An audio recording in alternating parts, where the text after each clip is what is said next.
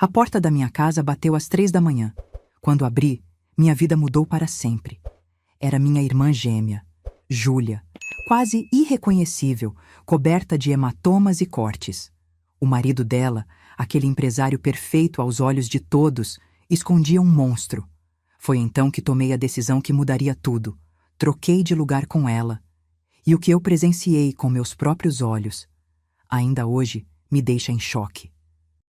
Mas antes de continuar, confira se você já está inscrito no canal e escreva nos comentários. De onde você está assistindo este vídeo? Adoramos saber até onde nossas histórias estão chegando. O vento soprava forte naquela noite de outono enquanto eu finalizava algumas ilustrações para um livro infantil. Como freelancer, estava acostumada a virar noites. Meu apartamento era meu refúgio. Organizado, silencioso, só meu e de meu gato Boris, que dormia enrolado no sofá. Olhei para o relógio. 2h47 da manhã.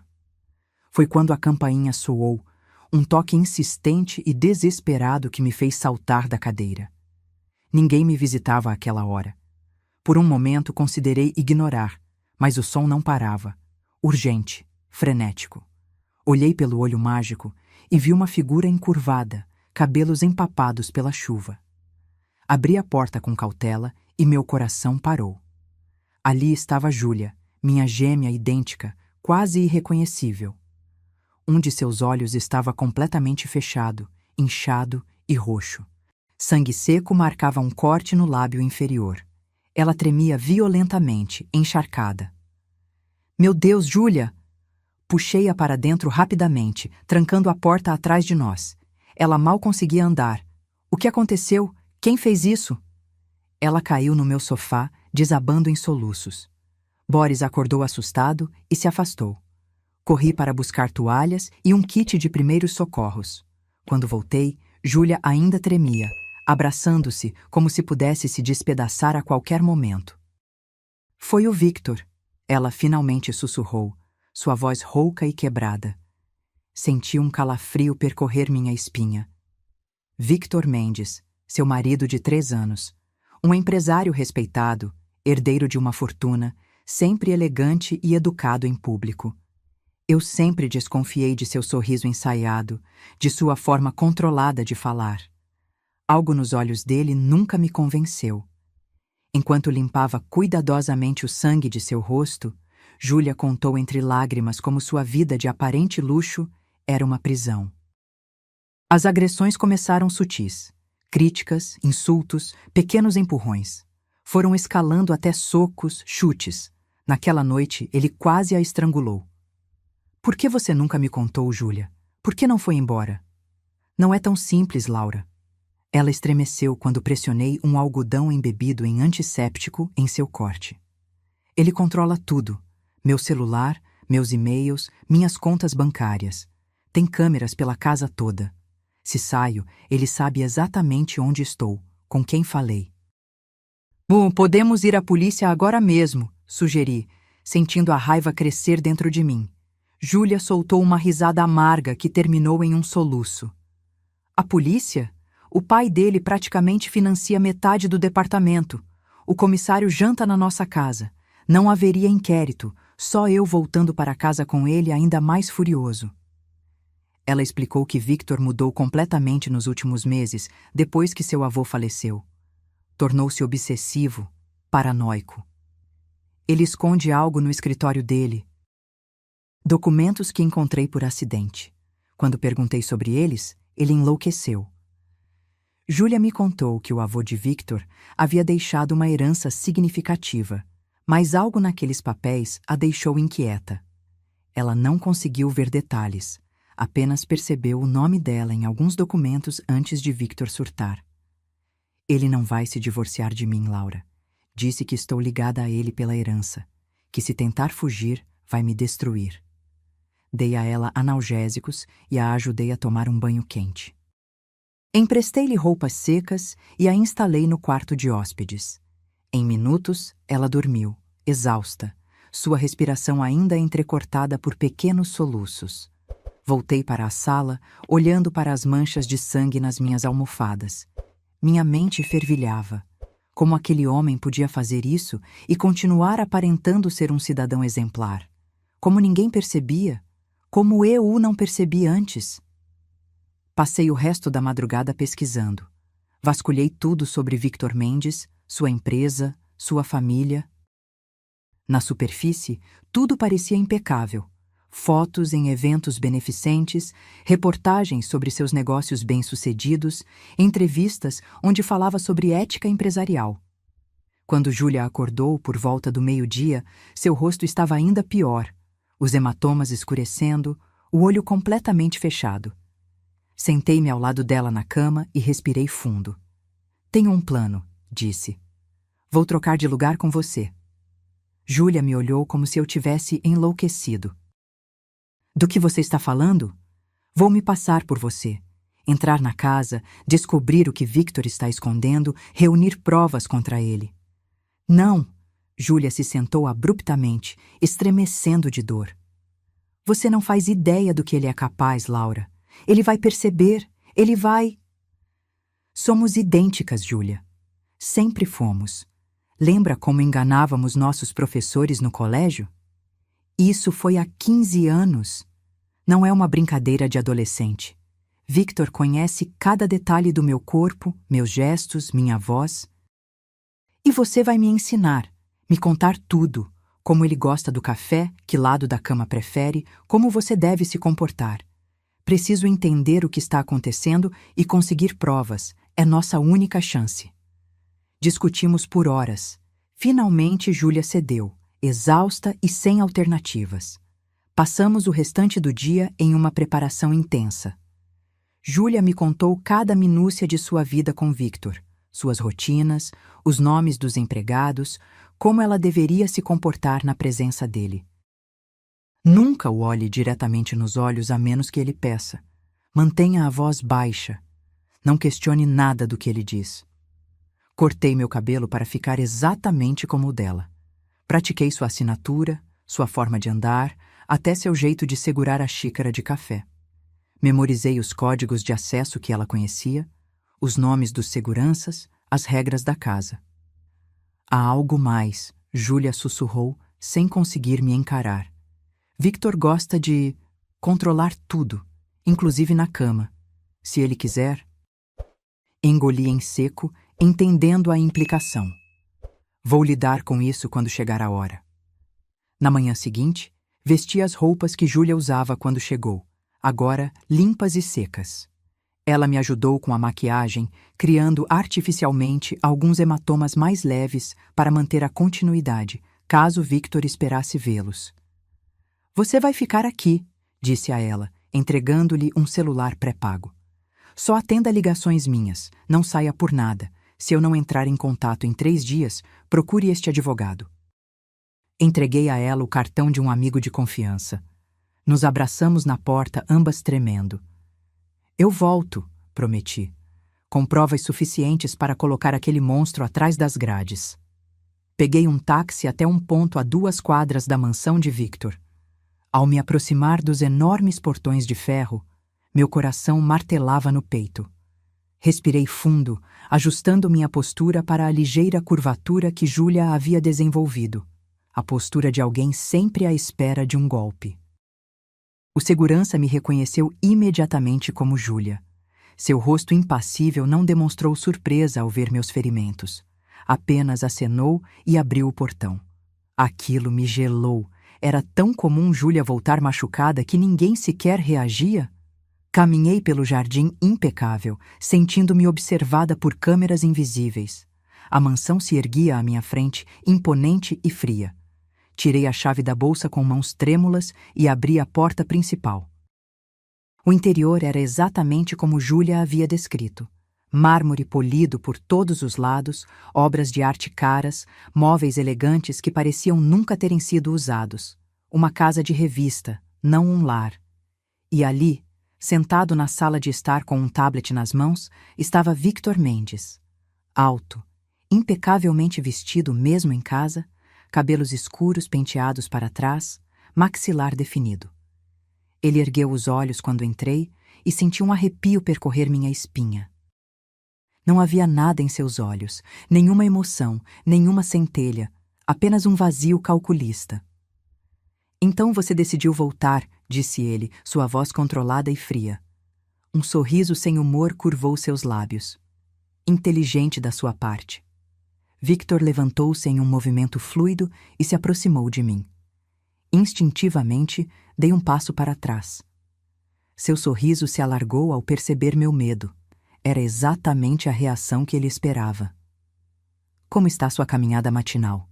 Perguntou com ironia na voz. Espero que tenha clareado suas ideias. Baixei o olhar como Júlia havia me instruído. Sim, sinto muito pelo que aconteceu. Ele ergueu meu queixo com força, examinando os hematomas em meu rosto. Seu toque fez meu estômago revirar, mas mantive o papel. Victor não examinava os machucados com preocupação, mas como um artista avaliando sua obra. Sua mãe está preocupada com você, disse ele, soltando meu queixo bruscamente. Ela preparou um de seus chás especiais. Está esperando na sala de jantar. A mãe de Victor. Júlia havia me alertado sobre ela.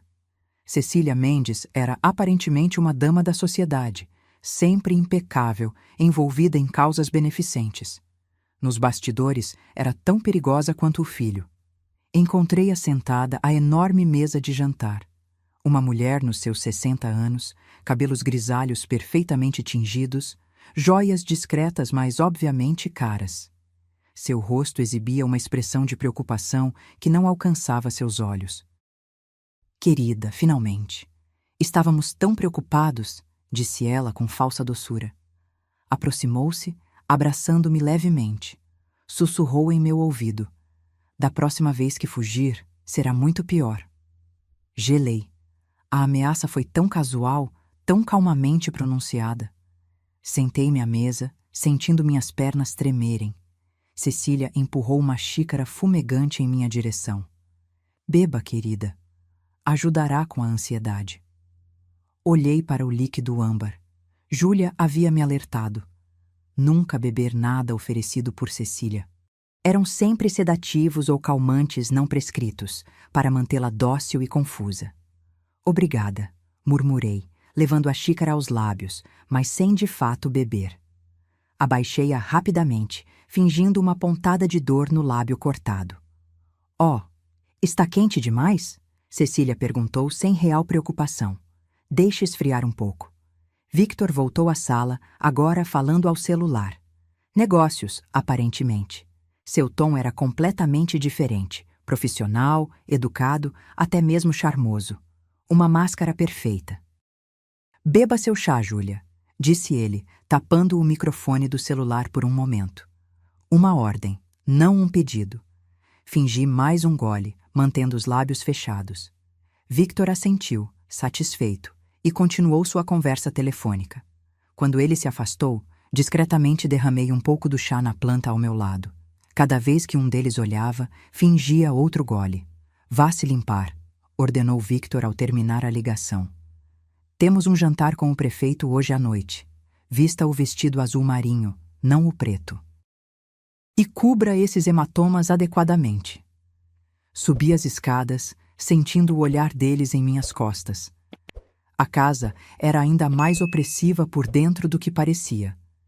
Câmeras de segurança em cada corredor, fechaduras eletrônicas nas portas, tudo monitorado por um sistema central que, segundo Júlia, só Victor controlava completamente. O quarto de Júlia, não o quarto do casal, mas um quarto de hóspedes onde ela era obrigada a dormir, era impessoal e austero. Uma cama de solteiro, uma cômoda, nenhuma decoração ou toque pessoal.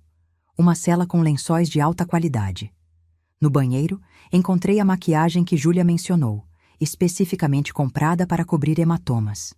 Ao lado, uma fileira de frascos de medicamentos prescritos em seu nome. Antidepressivos, ansiolíticos, soníferos, todos em doses alarmantes. Abri algumas gavetas, procurando mais pistas. Tudo era organizado com precisão militar. Roupas dobradas perfeitamente, todas em tons neutros. Nada vibrante ou expressivo, nada que lembrasse a Júlia que conheci, criativa, cheia de vida.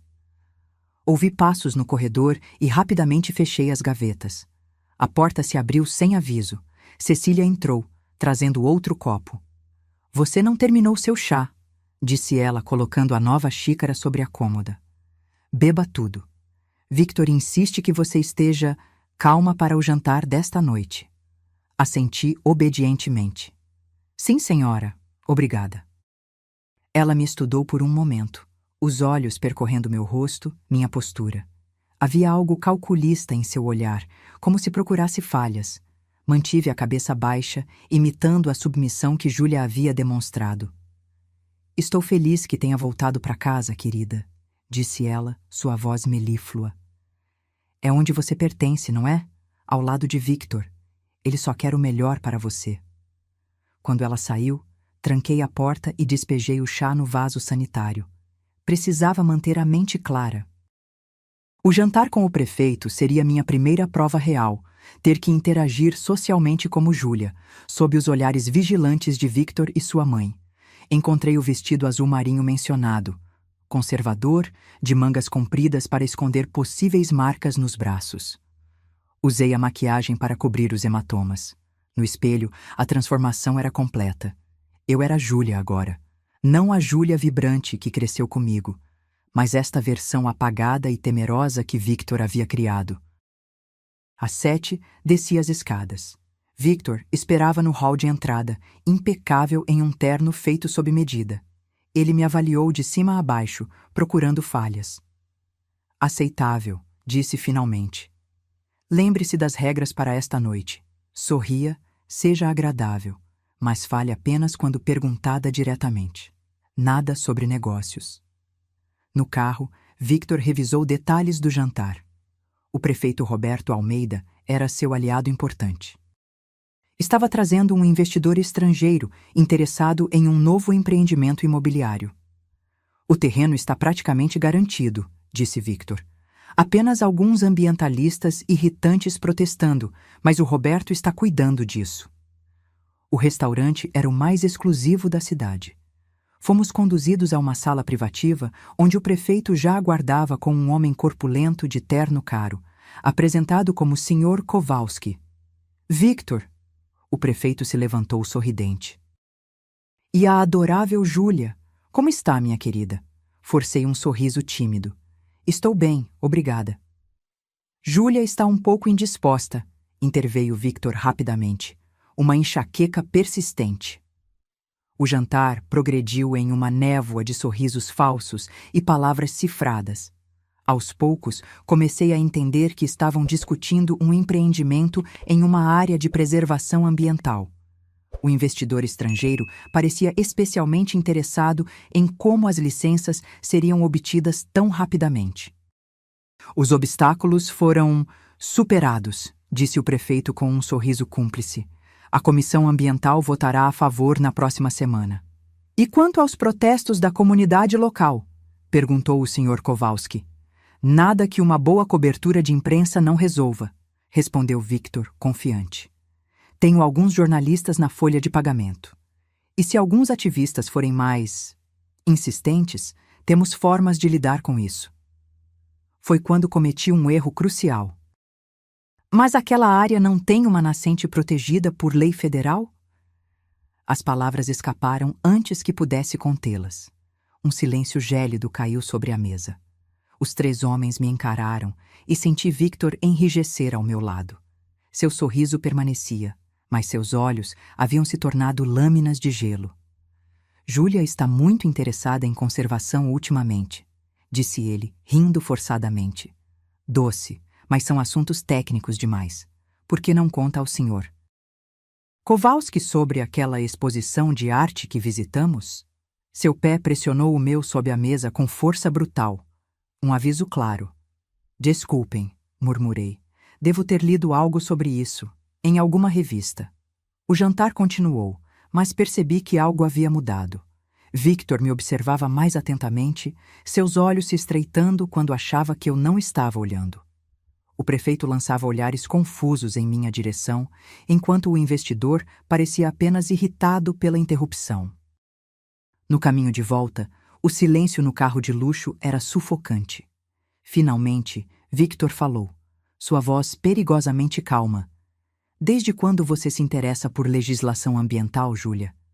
Senti um frio na espinha. Eu li algo sobre isso em uma revista, no consultório do médico. Interessante, disse ele lentamente, considerando que sua última consulta foi há mais de 3 semanas. Meu estômago afundou. Ele estava testando-me e eu havia falhado. Precisava recuperar o controle da situação. Deve ter sido online, então, disse, tentando soar confusa. Desculpe se falei algo errado. Esses remédios às vezes me deixam confusa. Victor continuou me estudando, seu rosto uma máscara impenetrável. Quando chegamos à mansão, ele foi direto para seu escritório sem dizer mais nada, trancando a porta atrás de si. O som daquela fechadura foi como um alerta. Eu precisava ser muito mais cuidadosa. Subi para o quarto, trêmula. Pela janela, observei os seguranças patrulhando o perímetro da propriedade. Estava presa em uma gaiola dourada, assim como Júlia estivera. Mas diferente dela, eu tinha um propósito claro: encontrar provas e entender o que Victor estava escondendo sobre a herança mencionada. O escritório dele, segundo Júlia, era onde guardava todos os documentos importantes. Era lá que ela havia visto os papéis que desencadearam a fúria dele.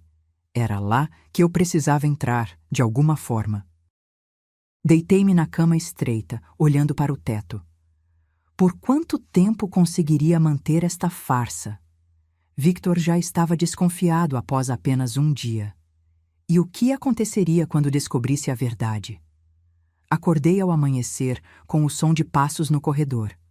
Meu coração acelerou quando a maçaneta da porta girou, mas estava trancada pelo lado de dentro, uma das poucas defesas que Júlia tinha. Houve uma batida firme. Júlia, abra. A voz de Victor soava impaciente. Levantei-me rapidamente, ajeitando meu cabelo desgrenhado e checando meu rosto no espelho. Os hematomas verdadeiros começavam a mudar de cor, mas ainda eram visíveis. Respirei fundo, preparando minha máscara de submissão, e abri a porta. Victor estava completamente vestido para o trabalho, seu terno impecável, como sempre.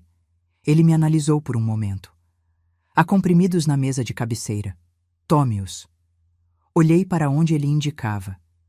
2 comprimidos brancos ao lado de um copo de água. Sem identificação, sem embalagem. O que são? Perguntei baixinho. Seu novo ansiolítico. O médico ajustou a dose.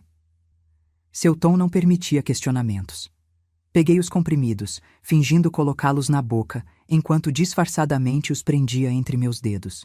Bebi a água, engolindo ruidosamente. Boa garota, disse ele, com o mesmo tom que usaria para elogiar um cachorro obediente. Estarei fora o dia todo. Minha mãe cuidará de você. Assim que ele saiu, corri ao banheiro e guardei os comprimidos em um pequeno bolso costurado dentro de minha roupa íntima, um esconderijo que tinha preparado antes de vir. Não fazia ideia do que eram, mas suspeitava fortemente que não fossem medicamentos legítimos.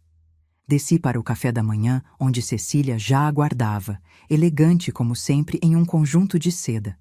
Ela sorriu ao me ver, aquele sorriso que nunca alcançava seus olhos. Como dormiu, querida? Parece um pouco tensa. Estou bem, só cansada, respondi suavemente. O chá de ontem à noite devia ter ajudado. Seu tom era levemente acusatório. Beba seu suco, é uma receita especial, cheia de vitaminas. O suco tinha uma coloração alaranjada estranha e um leve odor amargo sob a doçura. Fingi beber, umedecendo apenas os lábios. Preciso terminar alguns bordados no meu quarto, disse Cecília depois do café. A empregada virá para limpar. Não a incomode com perguntas desnecessárias. Quando ela subiu, fiquei sozinha na enorme cozinha. Era a minha primeira oportunidade de explorar sem olhos vigilantes. Precisava agir rapidamente. A empregada, Rosa, entrou poucos minutos depois.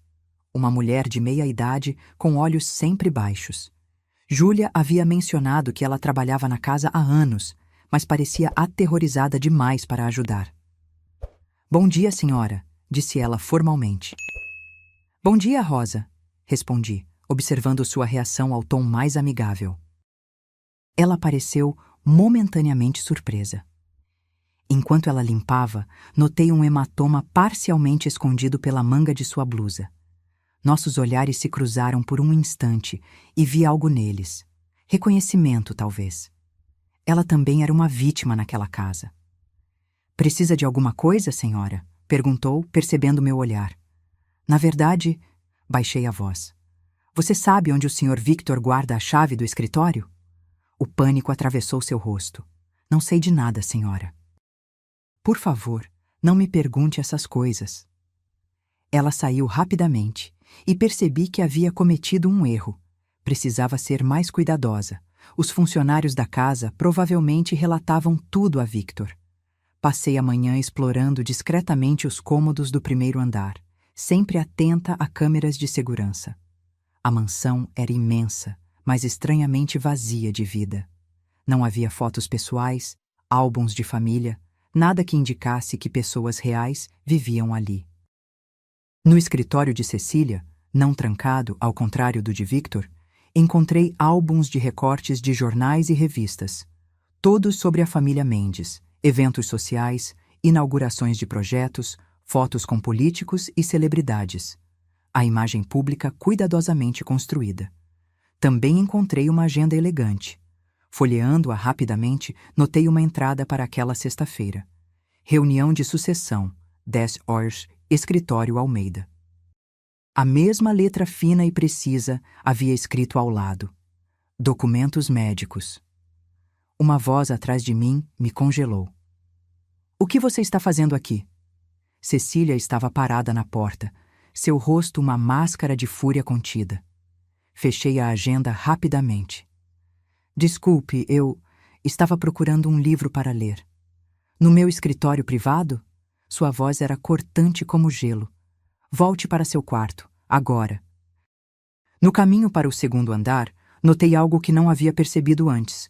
Uma porta no final do corredor, próxima ao escritório de Victor. Diferente das outras, esta tinha um sistema de trava eletrônica com teclado numérico e leitor biométrico. O que poderia ser tão valioso a ponto de precisar dessa segurança extra? De volta ao quarto, sentei na beirada da cama, processando o que havia descoberto. A reunião de sucessão mencionada na agenda provavelmente se referia à herança que Victor havia mencionado. E os documentos médicos? Um arrepio percorreu minha espinha. Estariam planejando alguma coisa envolvendo a saúde de Júlia? No início da tarde, Cecília apareceu novamente, carregando outra xícara. Seu sorriso estava de volta, mas seus olhos permaneciam frios. Trouxe um pouco de chá para acalmar seus nervos. Victor ligou, está preocupado com seu comportamento recente. Peguei a xícara fingindo gratidão. Obrigada. Sinto muito por entrar em seu escritório. Todos cometem erros, querida. Seu tom era falsamente doce. Apenas certifique-se de não repeti-los. Ela ficou parada, observando-me, claramente esperando que eu bebesse o chá ali mesmo, na frente dela. Levei a xícara aos lábios, fingindo um pequeno gole. Termine tudo, ordenou ela. É para seu próprio bem. Tomei outro gole falso, mantendo o líquido entre os lábios e os dentes. Quando ela finalmente saiu, satisfeita, corri para o banheiro e cuspi o chá no vaso. O pouco que havia tocado minha língua tinha um sabor amargo e químico, confirmando minhas suspeitas. Estavam me drogando. Ao cair da noite, comecei a fingir os efeitos que Júlia havia descrito. Caminhei mais lentamente, com passos ligeiramente cambaleantes. Deixei meu olhar ficar desfocado, minhas respostas mais lentas e confusas. Durante o jantar, derrubei acidentalmente um garfo. Os remédios estão funcionando bem, comentou Cecília para Victor, que havia retornado. Ela está bem mais dócil. Victor assentiu, satisfeito. Ótimo. O Dr. Martins confirmou que estará na reunião de sexta-feira. Garantiu que o laudo estará pronto. E quanto ao advogado? Tudo resolvido. Ele preparou os documentos de tutela. Uma vez que o médico confirme a incapacidade, assumiremos controle total. Mantive a expressão vazia, mas minha mente trabalhava furiosamente. Agora era claro. Planejavam declarar Júlia legalmente incapaz e assumir controle de algo, provavelmente a herança mencionada. O esquema todo começava a fazer sentido. Após o jantar, Victor foi para seu escritório como sempre. Cecília retirou-se para seu quarto, alegando uma leve dor de cabeça. Era minha oportunidade de explorar a casa com mais liberdade. No segundo andar, aproximei-me silenciosamente da porta misteriosa com o sistema de segurança avançado. O painel digital brilhava suavemente no corredor escuro. Sem a impressão digital de Victor e sem o código, era impossível abrir. Continuei explorando, agora prestando atenção especial a possíveis esconderijos. Em um dos banheiros de hóspedes, notei algo estranho na decoração. Um pequeno cofre disfarçado como aquecedor de toalhas. Estava trancado, claro, mas sua presença era intrigante. Por que um cofre num banheiro raramente usado? Voltei ao quarto de Júlia, fechando a porta silenciosamente. Precisava encontrar uma forma de contatar minha irmã, mas não podia arriscar usar os telefones da casa. Provavelmente eram monitorados. Enquanto procurava por possíveis esconderijos no quarto, ouvi passos se aproximando. Rapidamente deitei na cama, fingindo estar semiconsciente sob o efeito de medicamentos. A porta se abriu sem aviso prévio. Victor entrou, observando-me com olhos calculistas. "Ainda acordada?" perguntou ele, aproximando-se da cama. Murmurei algo ininteligível, deixando meus olhos desfocados. Ele se sentou na beirada da cama e passou os dedos pelo meu cabelo, num gesto que seria carinhoso se não fosse tão possessivo. Lutei contra o impulso de me afastar. "Você tem agido estranhamente, Júlia", disse ele, sua voz perigosamente suave. Primeiro aquela pergunta no jantar com o prefeito, depois vasculhando o escritório de minha mãe. Senti um frio na espinha, mas mantive a expressão vazia. "Os medicamentos devem estar ajudando", continuou ele. "Sexta-feira, tudo estará resolvido. Você entende o que estou dizendo?" Assenti vagamente, como se estivesse apenas parcialmente compreendendo suas palavras. "Bom", ele se levantou. "Durma bem, querida. Amanhã será um dia importante." Quando ele saiu, permaneci imóvel por longos minutos, meu coração martelando no peito. A confirmação estava ali. Sexta-feira era o dia decisivo. Restavam apenas 2 dias. Precisava descobrir mais, e rapidamente. Não dormi aquela noite. Em vez disso, planejei. Precisava entrar no escritório de Victor, mas a segurança era impenetrável. Precisava de uma estratégia, uma distração. E precisava encontrar um meio de comunicação com o mundo exterior. Ao amanhecer, uma ideia começou a se formar em minha mente. Era arriscada, mas poderia funcionar. O dia seguinte começou como os outros. Victor saiu cedo para o escritório, após certificar-se de que tomei os medicamentos. Cecília permaneceu em casa, vigiando-me como um falcão. A cada poucas horas, aparecia com chá, suco ou alguma comida, sempre insistindo para que consumisse na sua frente. Eu continuava fingindo, mas estava ficando cada vez mais difícil enganá-la. Por volta do meio-dia, notei Cecília falando ao telefone em voz baixa no corredor. "Sim, doutor. Amanhã às 9. Certifique-se de que os documentos estejam em ordem. Victor precisa da declaração de incapacidade assinada antes da reunião das 10. Ela fez uma pausa, escutando. Não, ela não oferecerá resistência. Está completamente sedada. Mal consegue formular uma frase coerente. Uma onda de náusea me invadiu. O plano estava claro agora. Amanhã de manhã, antes da reunião, um médico viria declarar Júlia mentalmente incapaz. Com esse documento, Victor assumiria controle legal sobre ela e sobre o que quer que estivesse em jogo na tal herança. Precisava agir, e agir hoje. Esta seria minha última chance. Esperei até o meio da tarde, quando Cecília geralmente fazia suas ligações sociais no jardim de inverno, longe dos ouvidos dos empregados. Observei-a pela janela, confirmando sua localização. Então, executei meu plano. Peguei uma caneta que havia escondido e perfurei minha própria palma bem no centro. A dor foi aguda, mas suportável. Deixei o sangue escorrer por meus dedos. Então comecei a gritar. Socorro! Por favor, alguém! Rosa, a empregada, foi a primeira a chegar, seguida rapidamente por Cecília, que parecia mais irritada que preocupada. O que aconteceu? Exigiu ela. Mostrei minha mão sangrando. Eu caí. Acho que tem um caco de vidro. Apontei para um vaso quebrado no chão que eu mesma havia derrubado momentos antes. Cecília examinou minha mão com impaciência. Não parece grave. Rosa, limpe isso e faça um curativo. Dói muito, insisti, deixando lágrimas escorrerem. Acho que preciso ir ao hospital. Não seja ridícula, respondeu Cecília rispidamente. É apenas um corte.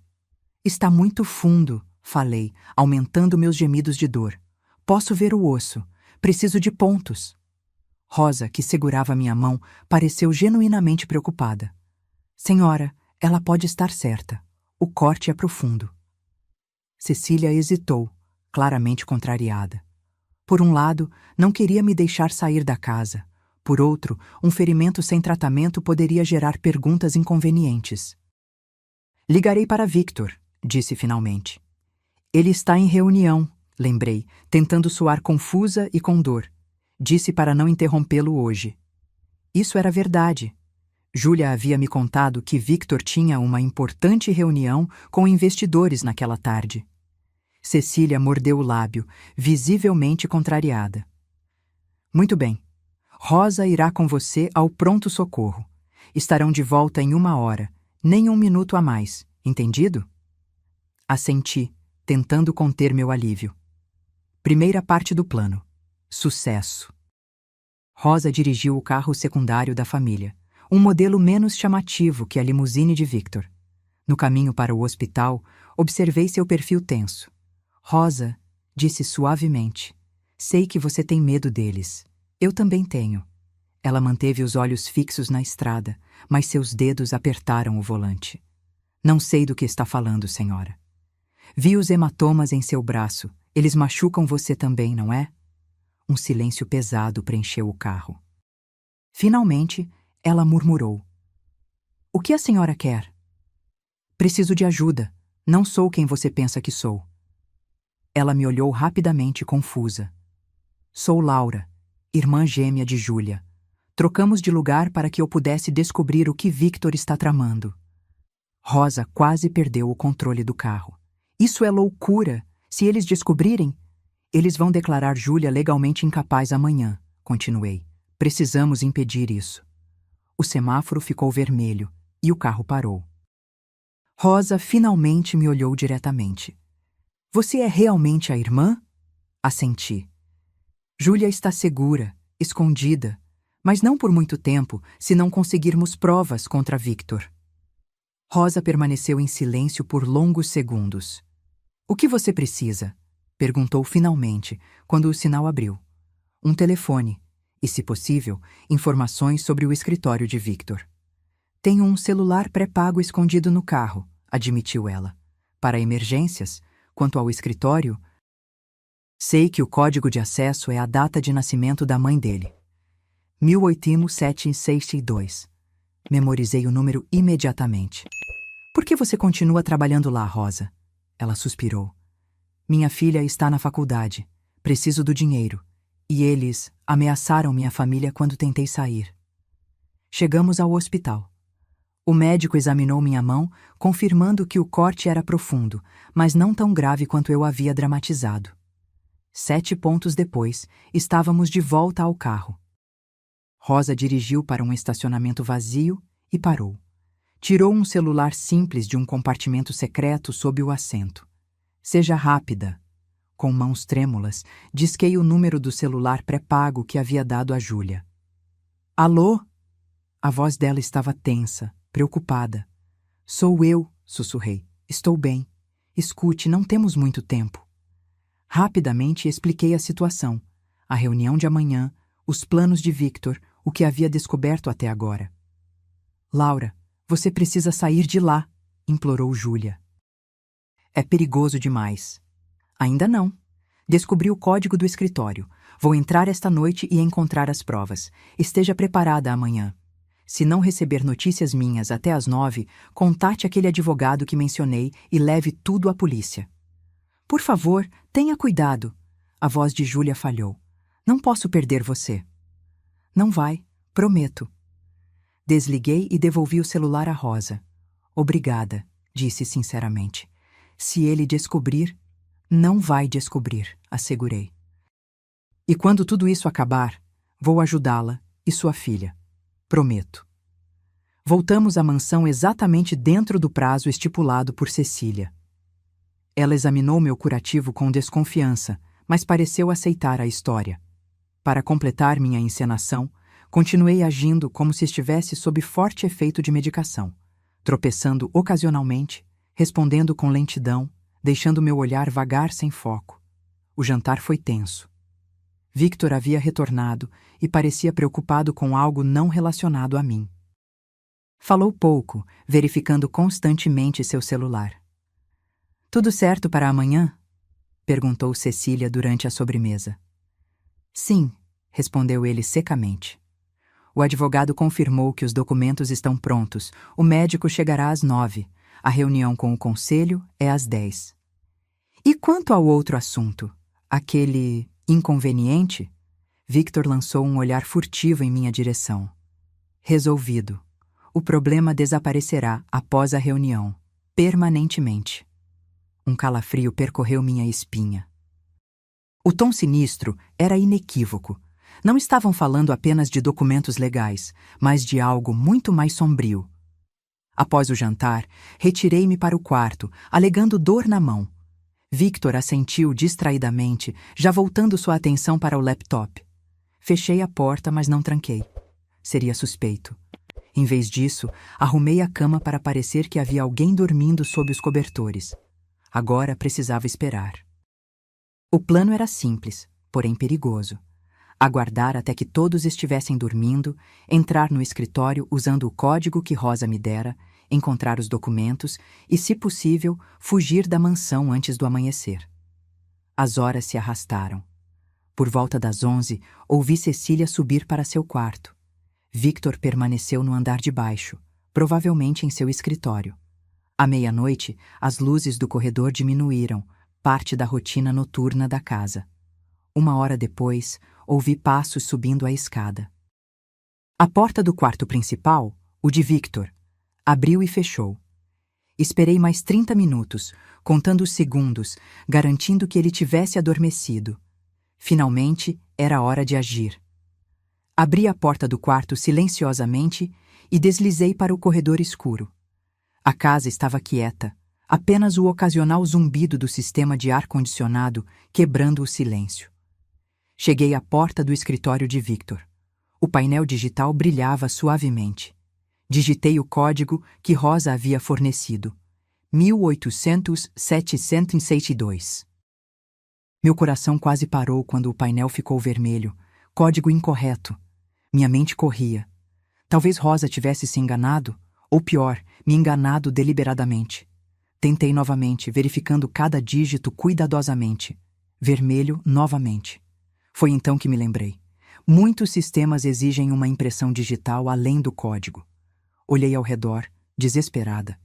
Não tinha como obter a impressão digital de Victor. Estava prestes a desistir quando notei algo. A maçaneta tinha uma leve marca oleosa. Victor provavelmente havia tocado ali com as mãos úmidas. Uma lembrança de minhas aulas de criminologia na faculdade surgiu. Às vezes, impressões digitais podiam ser transferidas com fita adesiva. Voltei silenciosamente ao quarto de Júlia e procurei em suas gavetas. Encontrei um rolo de fita adesiva transparente. Recortei um pedaço com as unhas e voltei ao escritório.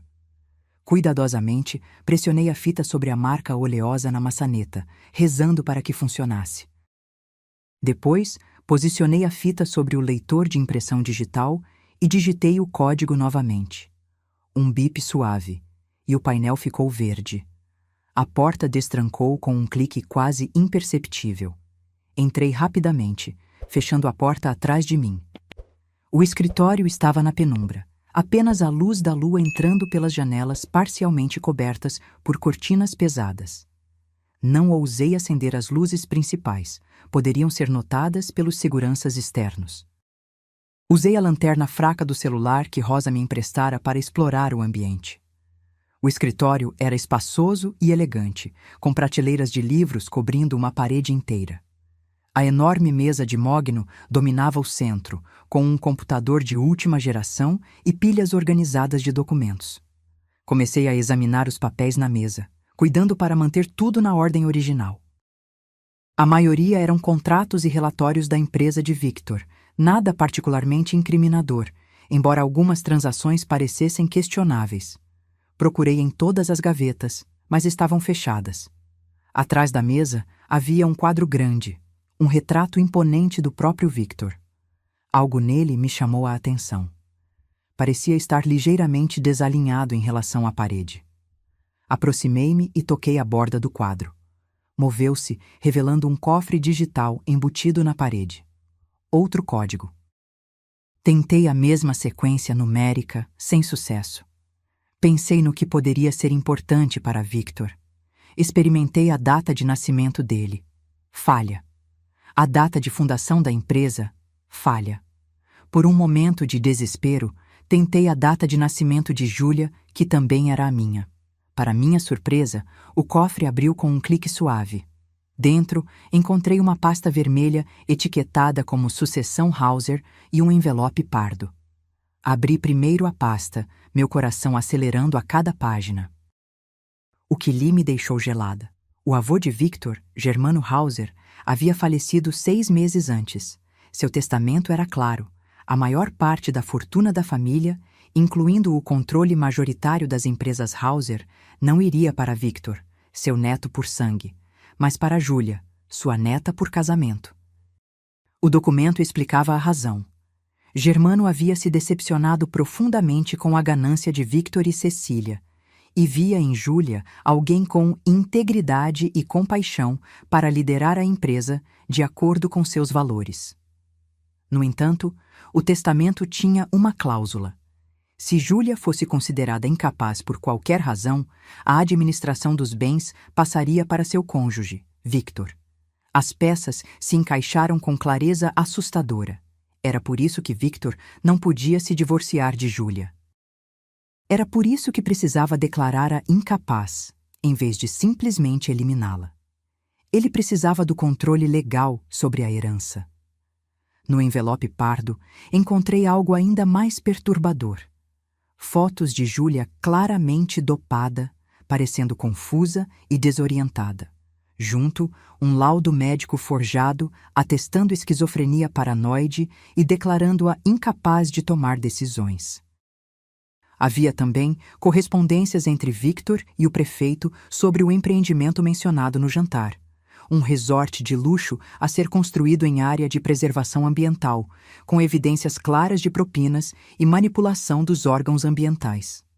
Tirei fotos de todos os documentos com o celular de Rosa. Enquanto fotografava a última página, ouvi algo que me congelou. Passos no corredor. Rapidamente, recoloquei os documentos no cofre, fechei-o e ajustei o quadro na posição original. Olhei ao redor, procurando desesperadamente um esconderijo. O escritório não tinha muitas opções, apenas a mesa, algumas poltronas, as estantes. Os passos pararam em frente à porta.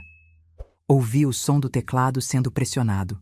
Em pânico, deslizei para baixo da mesa de Victor, encolhendo-me no espaço entre as gavetas, rezando para não ser vista. A porta se abriu.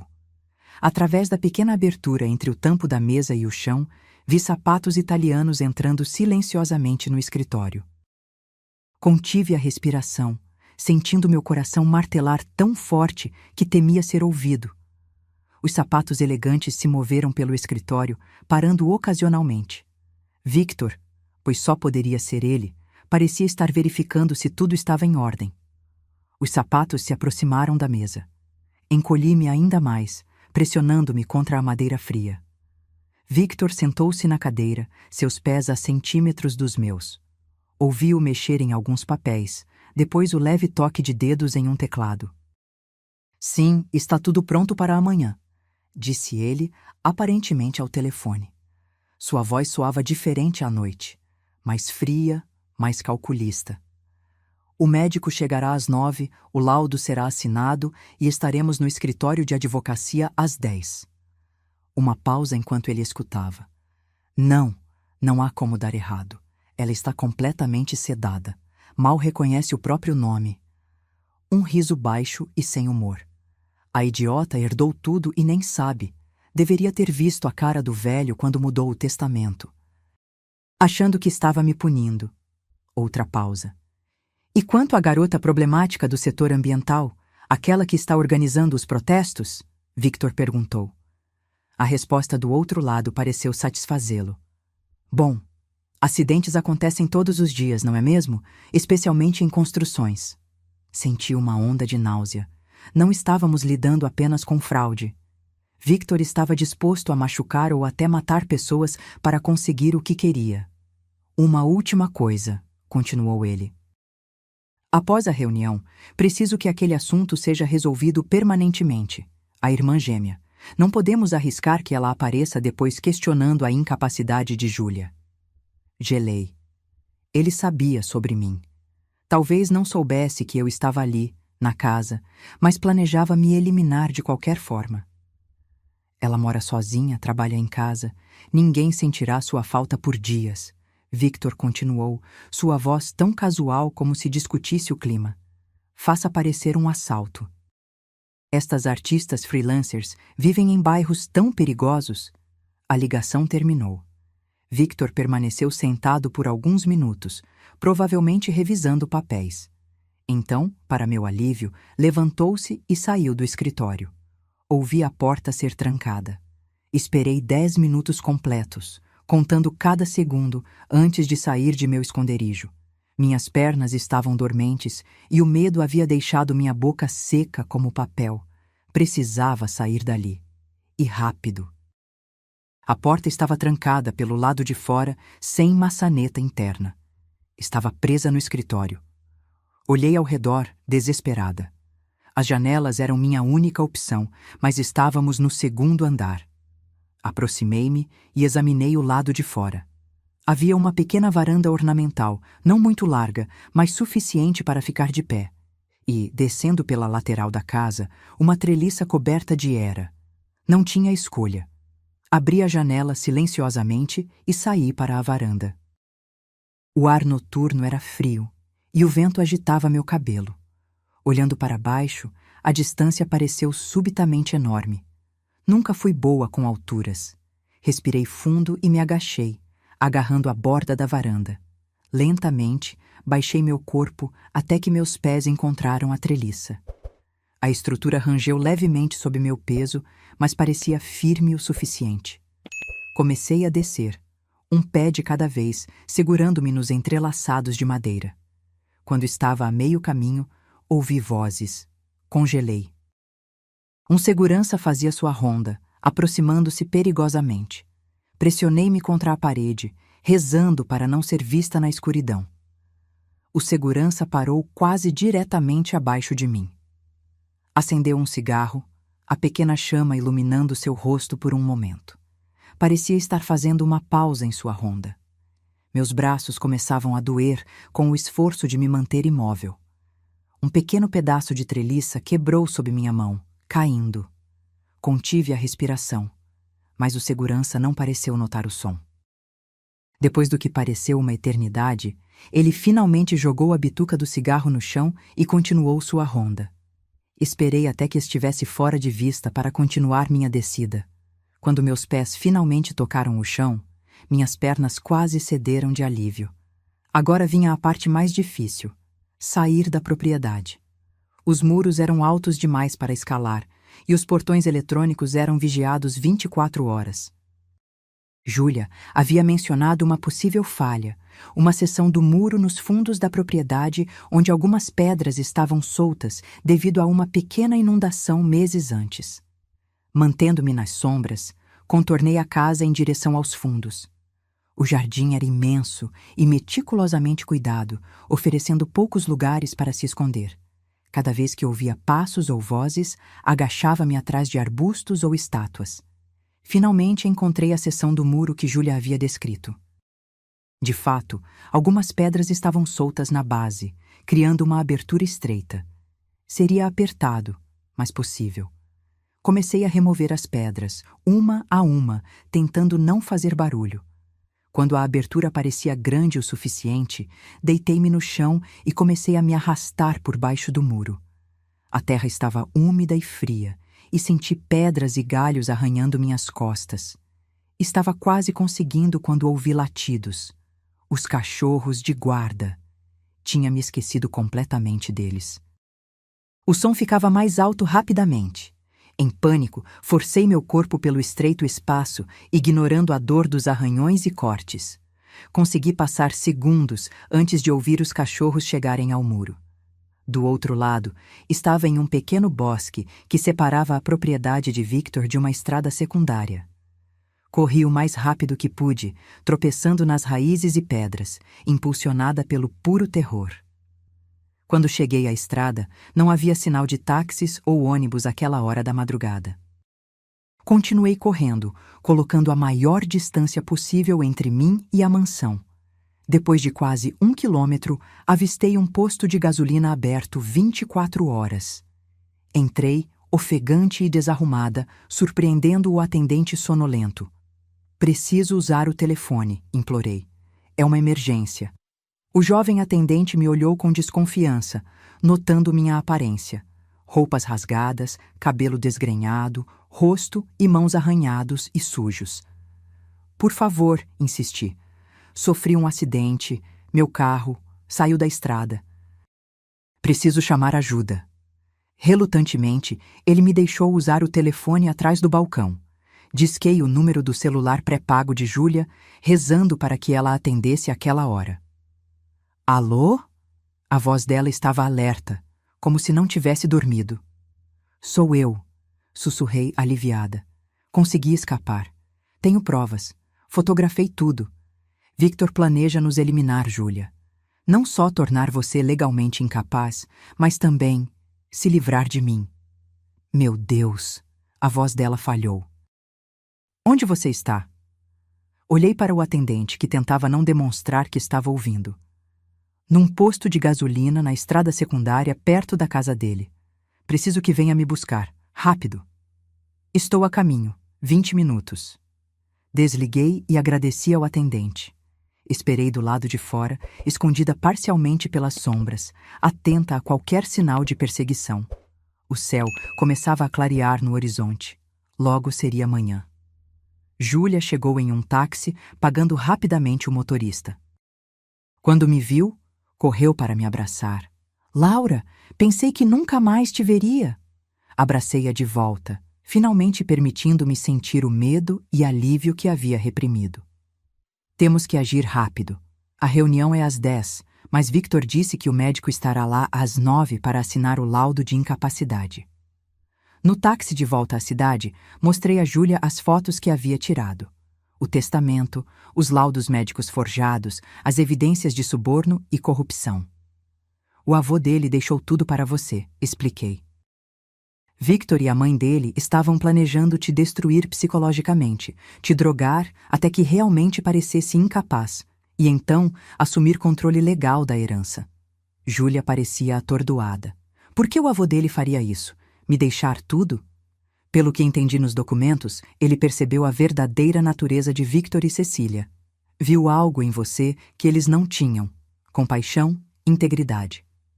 Queria que as empresas da família fossem lideradas por alguém com valores, não apenas ganância. Chegamos ao meu apartamento. Rapidamente, entrei em contato com o advogado amigo que havia mencionado a Júlia. Expliquei a situação, enviando as fotos como evidência. "Isso é muito grave", disse ele após examinar os documentos. "Fraude, falsificação, evidências de corrupção e até mesmo conspiração para cometer homicídio, considerando aquela conversa que você ouviu. Precisamos agir imediatamente." "A reunião é às 10, lembrei. Em menos de 4 horas. Estarei no escritório Almeida em Associados às 9h30 com policiais, garantiu ele. Não se preocupem, vamos interromper essa farsa antes que comece. Após desligar, olhei para Júlia. Ela estava sentada no sofá, tremendo levemente. Eu nunca soube, disse ela baixinho. Sobre a herança. O avô de Victor sempre foi gentil comigo, mas nunca imaginei. Sentei-me ao lado dela. É por isso que Victor mudou depois da morte do avô. Foi quando ele descobriu o testamento e percebeu que você, não ele, herdaria tudo. O que fazemos agora? Perguntou Júlia, o medo evidente em seus olhos.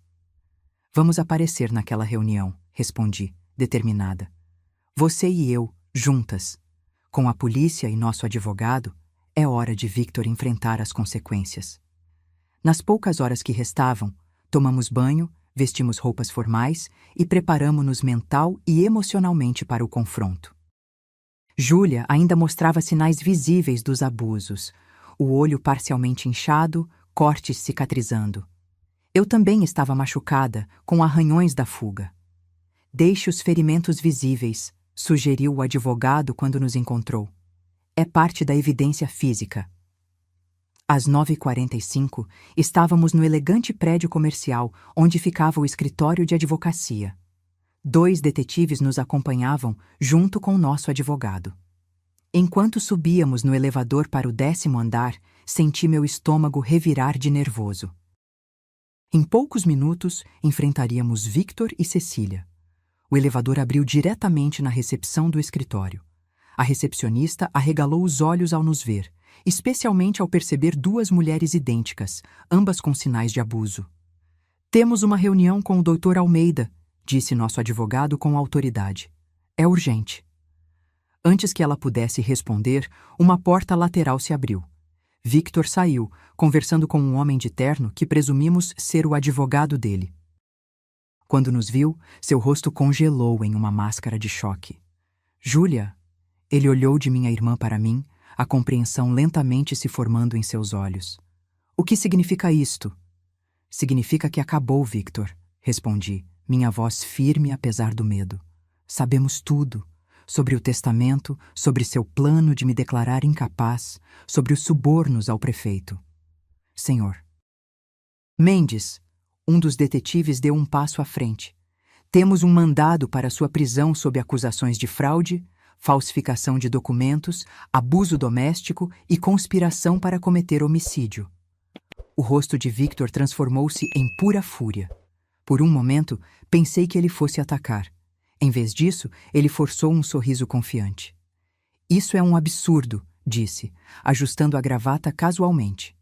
Minha esposa sofre de delírios paranoicos. Está documentado. E quem é esta impostora?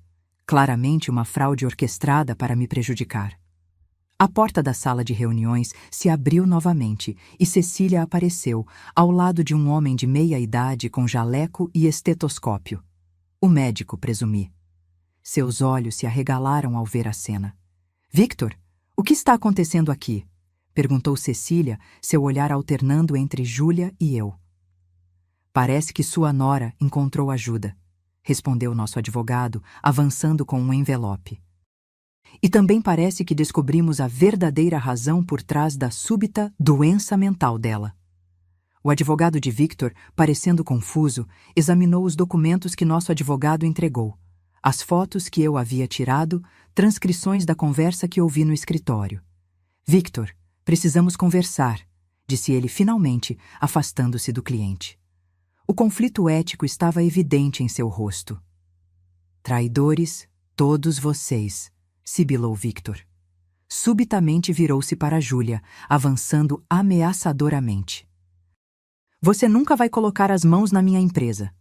Os detetives reagiram rapidamente, imobilizando-o antes que pudesse alcançá-la. Cecília tentou se afastar discretamente, mas o segundo detetive a deteve. Senhora Mendes, precisaremos que nos acompanhe também. Temos perguntas sobre seu envolvimento na falsificação de documentos médicos e administração não autorizada de substâncias controladas. Em uma questão de minutos, a situação que Victor havia tão meticulosamente planejado desmoronou completamente.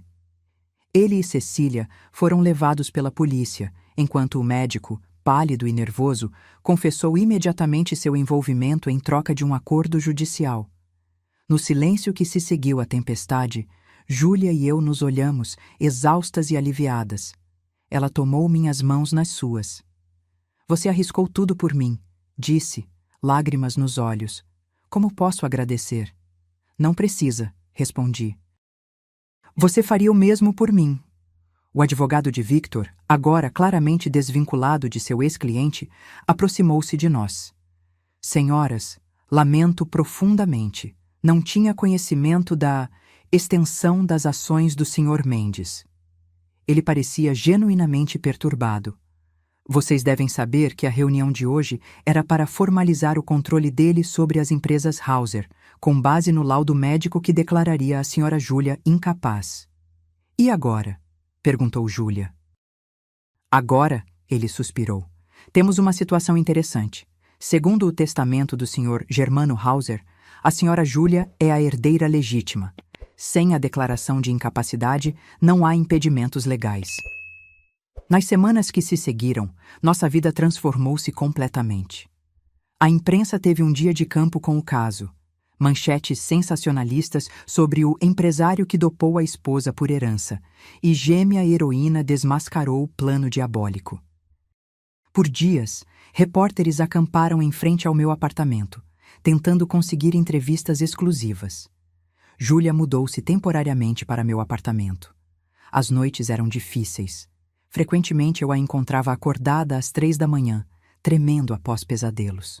Outras vezes, era ela quem me consolava quando eu acordava em pânico, revivendo minha fuga desesperada da mansão. É estranho, disse-me Júlia uma noite, enquanto compartilhávamos uma garrafa de vinho na varanda. Passo 3 anos presa naquele pesadelo e agora, de repente, sou dona de um império corporativo. As empresas Hauser eram um conglomerado diversificado, com negócios em construção civil, hotelaria e tecnologia. Avaliada em mais de 5 bilhões, a empresa era uma das maiores do país. O que você vai fazer? Perguntei. Júlia contemplou sua taça de vinho. Não sei se estou pronta para assumir o controle de tudo isso. Passei tanto tempo sendo diminuída, tendo minhas decisões questionadas, sendo feita para duvidar de minha própria mente. Você não precisa decidir agora, assegurei. O conselho administrativo pode continuar gerenciando o dia a dia enquanto você se recupera.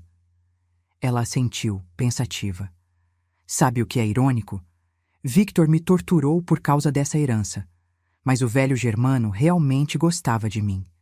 Ele sempre dizia que eu tinha uma visão diferente das coisas, que enxergava o que os outros não viam. Ele estava certo, respondi. É o que sempre admirei em você. Enquanto isso, o caso judicial contra Victor e Cecília avançava rapidamente.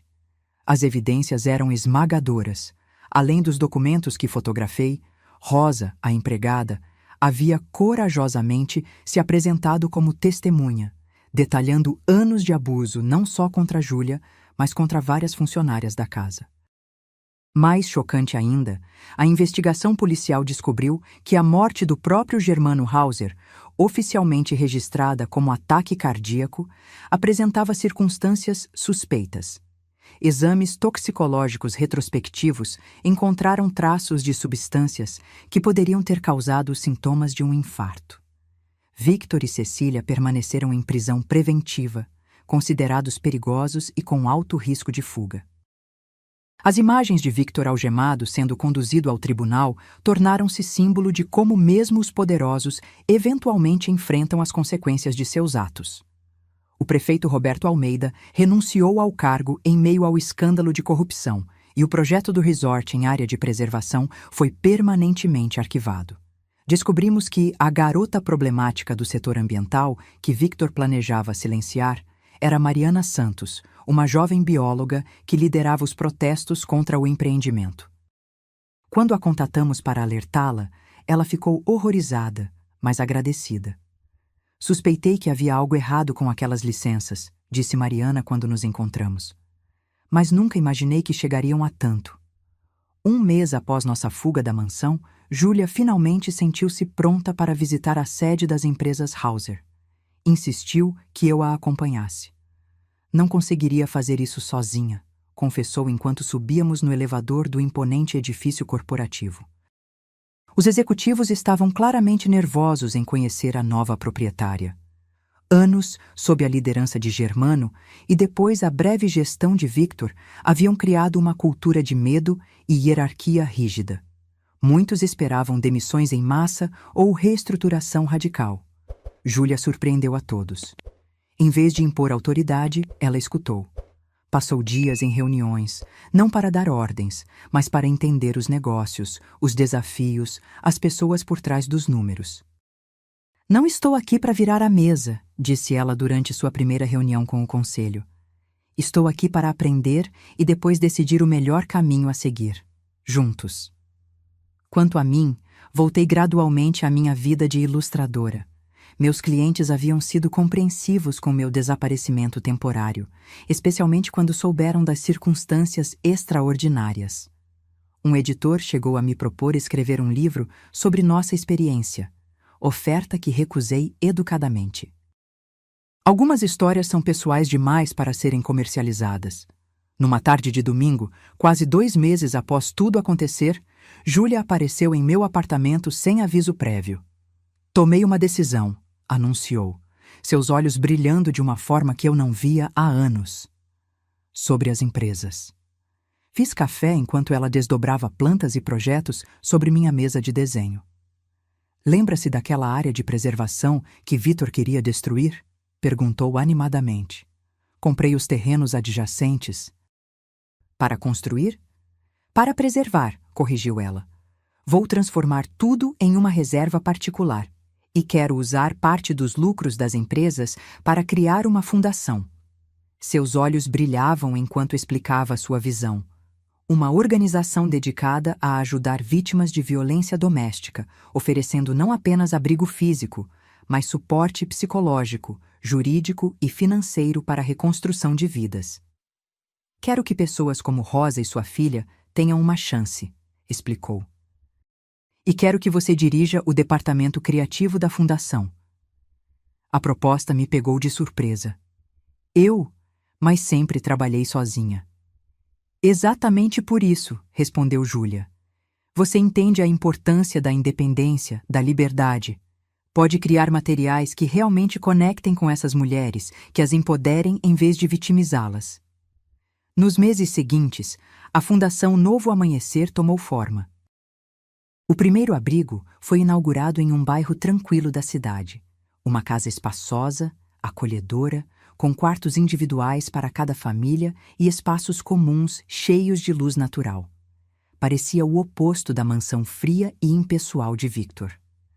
Rosa foi a primeira funcionária contratada, como coordenadora do abrigo. Sua filha recebeu uma bolsa integral para concluir os estudos universitários. Outras mulheres, com histórias semelhantes de abuso, encontraram ali não apenas refúgio, mas oportunidade de reconstrução. O julgamento de Victor e Cecília finalmente chegou ao fim quase 1 ano depois.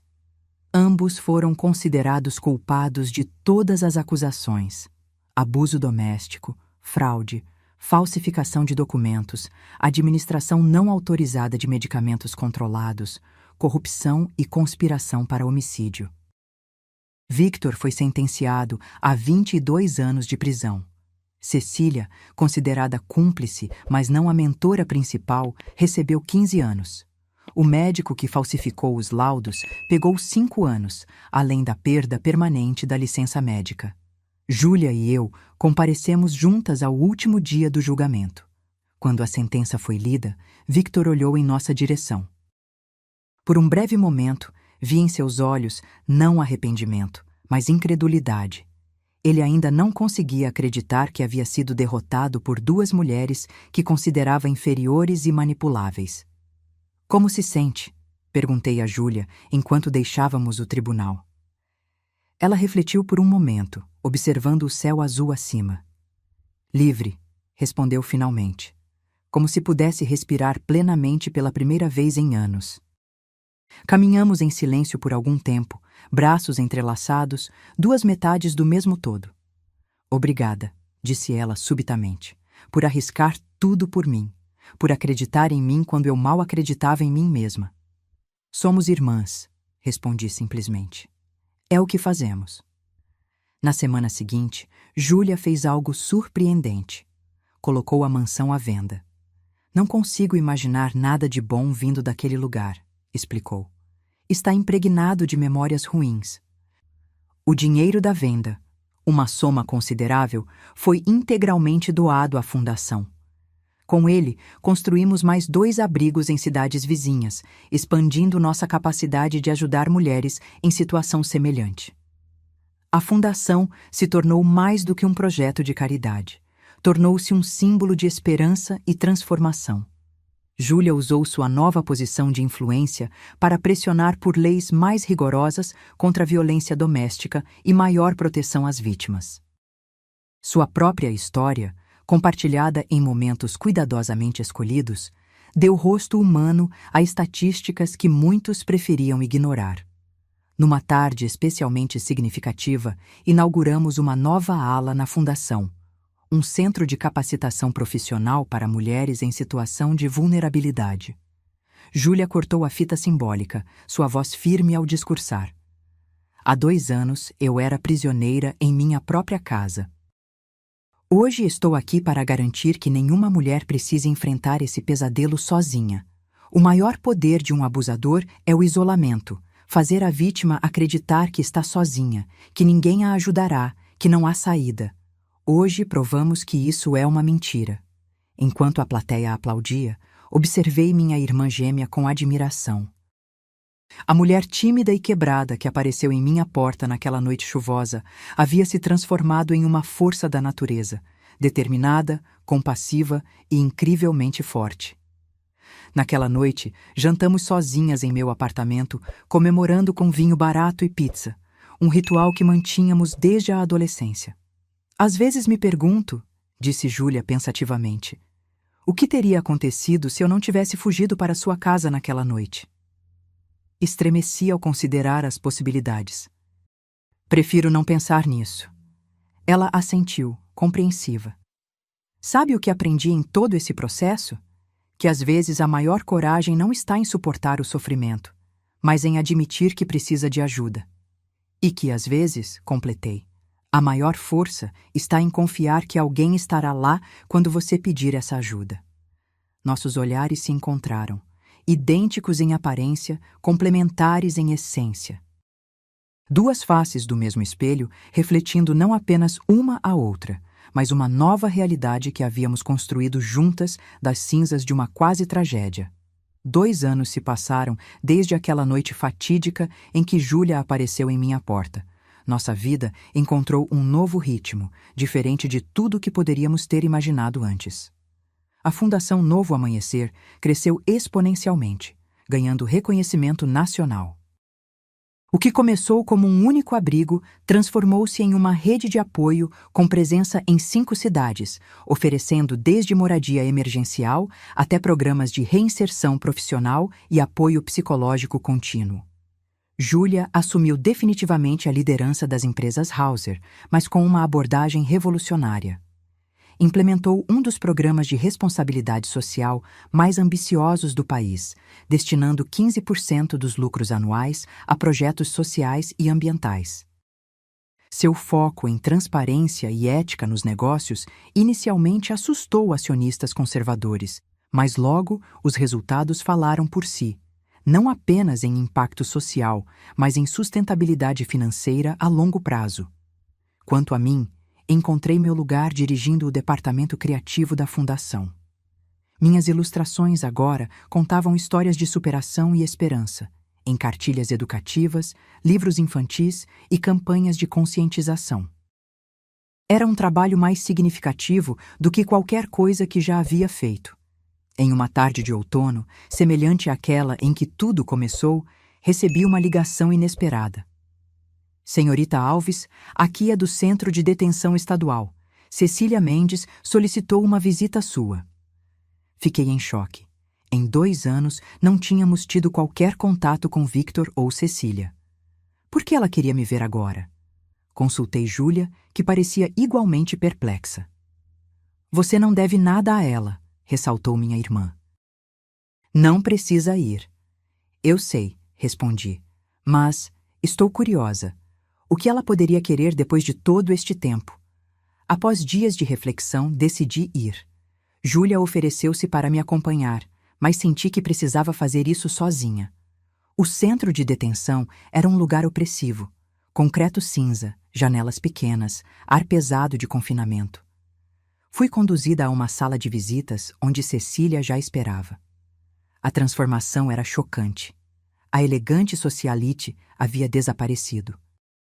Em seu lugar estava uma mulher envelhecida, cabelos agora completamente brancos, rosto marcado não apenas pelo tempo, mas por uma amargura profunda. Obrigada por vir, disse ela quando me sentei. Sua voz, antes melíflua e controlada, soava áspera. Não esperava que viesse. Por que me chamou aqui? Perguntei diretamente. Ela estudou minhas feições por um momento. Você se parece tanto com ela, mas é diferente, sempre foi, mais forte. O que você quer, Cecília? Ela suspirou profundamente. Estou morrendo. Câncer, estágio terminal. Os médicos me dão menos de 6 meses. Não soube como responder.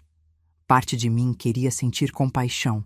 Outra parte lembrava do que ela havia feito a Júlia.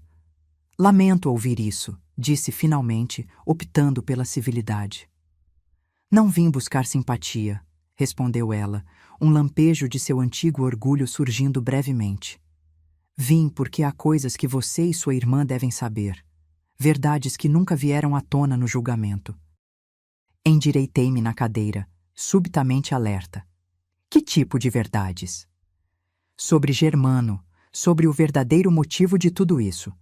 Ela tossiu, um som doloroso e profundo. O Império Hauser não foi construído apenas com trabalho duro e visão de negócios. Houve compromissos éticos ao longo do caminho. Nos 40 minutos seguintes, Cecília desdobrou uma história chocante. Germano Hauser, o patriarca aparentemente respeitável, havia construído sua fortuna inicial através de negócios com a ditadura militar, lavagem de dinheiro e apropriação de terras indígenas. Victor havia crescido observando esses métodos, normalizando-os. Quando Germano conheceu sua irmã, algo mudou nele, explicou Cecília. Júlia o lembrava de alguém, sua primeira esposa, que o deixou quando descobriu a verdadeira natureza de seus negócios. De repente, ele começou a falar em legado, em redenção. E isso justificaria o que vocês fizeram a ela? Perguntei, incredulidade em minha voz. Não estou justificando, respondeu Cecília, surpreendendo-me. Estou explicando. Victor e eu não somos pessoas boas. Nunca fomos. Mas o que fizemos a Júlia foi apenas a ponta do iceberg. Há documentos, em um cofre que a polícia nunca encontrou, que comprovam décadas de crimes corporativos. Ela me entregou um pequeno papel com uma sequência de números e letras. É o código de um cofre no Banco Central. Lá vocês encontrarão tudo. Registros, nomes, datas. O suficiente para derrubar não apenas as empresas Hauser, mas metade do establishment empresarial do país. Por que está me dando isso agora? Perguntei confusa. Cecília olhou pela pequena janela da sala para o céu cinzento além das grades. Quando você está morrendo, certas coisas ficam claras. Não posso desfazer o que fizemos à sua irmã, mas posso dar a vocês duas o poder de escolha. Continuar o império sabendo a verdade sobre suas fundações ou desmantelá-lo completamente. Saí do centro de detenção com a mente turbilhada. Quando contei a Júlia sobre a conversa, ela ficou em silêncio por muito tempo. Precisamos verificar se isso é verdade, disse finalmente. Pode ser apenas mais uma manipulação. No dia seguinte, visitamos o banco mencionado por Cecília. O código funcionou. Dentro do cofre, encontramos exatamente o que ela havia descrito. Pastas e mais pastas de documentos detalhando décadas de atividades ilícitas. Subornos a políticos, acordos para silenciar denúncias ambientais, até mesmo evidências de que Germano havia sabotado concorrentes. Júlia ficou devastada. Pensei que ele fosse diferente, que havia visto algo bom em mim. E talvez tenha visto, argumentei. Talvez, à sua maneira distorcida, ele estivesse realmente tentando redimir-se, deixando tudo para alguém que faria melhor. Passamos semanas examinando os documentos, consultando advogados, ponderando as implicações. A decisão que Júlia enfrentava era monumental: continuar administrando as empresas, tentando reformá-las de dentro para fora, ou expor tudo, mesmo que isso significasse o fim do Império Hauser. Se revelarmos tudo, ponderou ela uma noite, milhares de empregos serão afetados. Pessoas inocentes que não têm nada a ver com os crimes do passado. Se não revelarmos, contrapus, estaremos perpetuando um sistema construído sobre exploração e corrupção. A solução veio surpreendentemente de Rosa, que agora dirigia operações em todos os abrigos da fundação. Por que tem que ser tudo ou nada? Perguntou ela pragmaticamente. Por que não transformar gradualmente, empresa por empresa, prática por prática? Foi assim que nasceu o Projeto Metamorfose, um plano audacioso de 5 anos para reformular completamente as empresas Hauser. Júlia começou vendendo as subsidiárias mais profundamente envolvidas em práticas questionáveis. Reinvestiu em setores emergentes, focados em sustentabilidade e impacto social. Estabeleceu políticas de transparência radical, publicando relatórios detalhados sobre cada aspecto das operações empresariais. Não foi um caminho fácil. Houve resistência de dentro e de fora. Alguns executivos antigos renunciaram em protesto. Acionistas processaram, alegando prejuízos financeiros. A imprensa especulou sobre os verdadeiros motivos por trás das mudanças radicais. Mas Júlia permaneceu firme. Com cada passo, o legado tóxico de Germano Hauser era gradualmente transformado em algo novo, ainda poderoso, mas fundamentado em princípios éticos e propósito genuíno. Quanto a Victor, recusou-se a nos ver quando tentamos visitá-lo na prisão para confrontá-lo com as novas descobertas. Segundo os guardas, passava seus dias em silêncio quase completo, lendo obsessivamente livros de história e filosofia, como se tentasse entender onde sua vida havia dado errado. Cecília faleceu 4 meses após nossa visita, sozinha em um hospital penitenciário. Júlia e eu comparecemos ao funeral, as únicas presentes além do capelão da prisão. Foi uma cerimônia breve e sombria, o fim melancólico de uma vida dedicada a aparências e poder a qualquer custo. Em um estranho gesto final, Cecília havia deixado uma carta para Júlia, entregue pelo advogado após sua morte. Você tinha a força que eu nunca tive, a coragem de dizer não, de buscar ajuda, de lutar. Passei minha vida aceitando a crueldade como preço do conforto e status. Você escolheu um caminho diferente. Nunca subestime o que isso significa. 3 anos após nossa primeira visita ao cofre secreto, a transformação estava bem encaminhada. As empresas Hauser, agora renomeadas como Grupo Nova Aurora, haviam se tornado referência em práticas corporativas sustentáveis. A fundação havia expandido para escala nacional, com programas especializados não apenas para vítimas de violência doméstica, mas também para seus filhos, quebrando o ciclo de trauma intergeracional. Em uma noite tranquila, Júlia e eu estávamos em minha varanda, compartilhando uma garrafa de vinho e observando a cidade abaixo. A mesma varanda onde, anos antes, havíamos celebrado nossa primeira vitória contra Victor. Nunca imaginei que minha vida tomaria este rumo, refletiu Júlia, olhando para as luzes da cidade. Se alguém tivesse me dito, naquela noite terrível quando fugi para sua casa, que um dia eu estaria liderando uma transformação empresarial e uma fundação nacional, você teria acreditado? Perguntei. Ela sorriu, um sorriso que alcançava seus olhos, algo que só voltei a ver após muitos meses de terapia e cura. Talvez não, mas teria acreditado em você. Sempre acreditei. Erguemos nossas taças em um brinde silencioso. Não apenas a sobrevivência, mas a verdadeira transformação. De vítimas a agentes de mudança. De gêmeas unidas pelo sangue a parceiras unidas por propósito.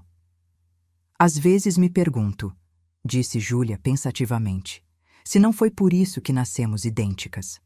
Não apenas para confundir nossos pais quando éramos crianças, mas para este momento específico, quando precisávamos ser capazes de trocar de lugar e salvar uma a outra.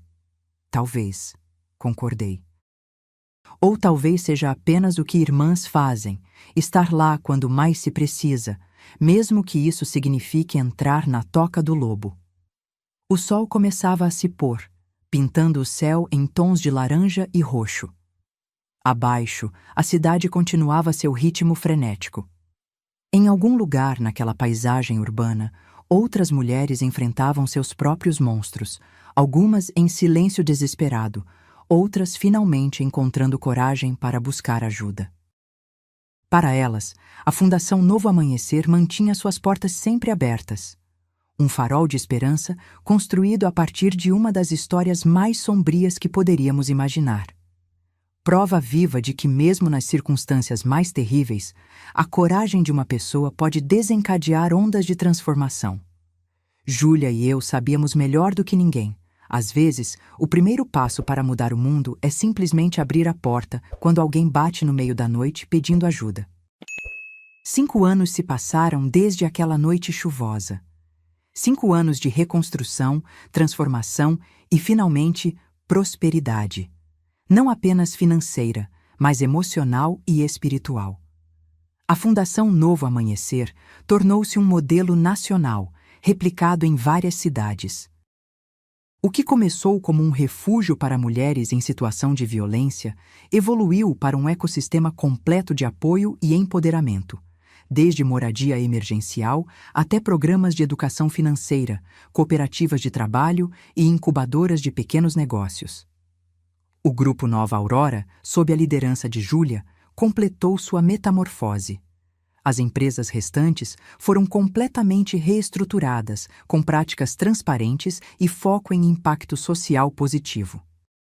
O mais surpreendente, seus lucros aumentaram, provando que ética nos negócios e sucesso financeiro não são mutuamente exclusivos. Quanto a mim, além de continuar dirigindo o departamento criativo da Fundação, publiquei uma série de livros infantis sobre empatia, coragem e a importância de pedir ajuda. Simples histórias ilustradas que, segundo professores e psicólogos, ajudaram inúmeras crianças a identificar e escapar de situações abusivas. Numa ensolarada manhã de primavera, recebi um telefonema inesperado. Laura Alves? Aqui é do Centro Penitenciário Federal. Victor Mendes sofreu um derrame. Os médicos não acreditam que ele sobreviverá. Ele pediu para ver você e sua irmã. Senti um aperto no peito. Depois de 5 anos sem qualquer contato, por que Victor queria nos ver agora, à beira da morte? Consultei Júlia, que parecia tão perturbada quanto eu com o pedido. Não sei se quero vê-lo novamente, confessou ela. Passei anos em terapia para superar o que ele fez. Entendo perfeitamente se não quiser ir, assegurei. Posso ir sozinha ou podemos simplesmente ignorar o pedido. Júlia refletiu por alguns momentos. Não, disse finalmente. Iremos juntas. Preciso encerrar este capítulo definitivamente. O hospital penitenciário era um lugar sombrio, com o cheiro característico de desinfetante hospitalar misturado à atmosfera opressiva da prisão. Fomos conduzidas a uma pequena enfermaria onde Victor estava. A transformação era chocante. O homem poderoso e intimidador que conhecíamos havia desaparecido completamente.